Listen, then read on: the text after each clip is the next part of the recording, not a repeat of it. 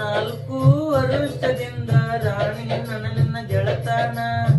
ನನ್ನ ಮನಸ್ಸ ಹೆಂಗೈತಂತ ನೀನು ತಿಳ್ಕೊಂಡಿಲ್ಲೇನ. ಗಿಣಿಯ ಹಂಗ ಒಂದ ಹಣ್ಣ ಕಚ್ಚಿ ತಿಂದಾಕಿ ನೀನ. ಗುಣ ತಿಳ್ಕೊಂಡ್ರು ಬಿಟ್ಟು ಹೋದಿ ನನ್ನ ಗೆಳತನ.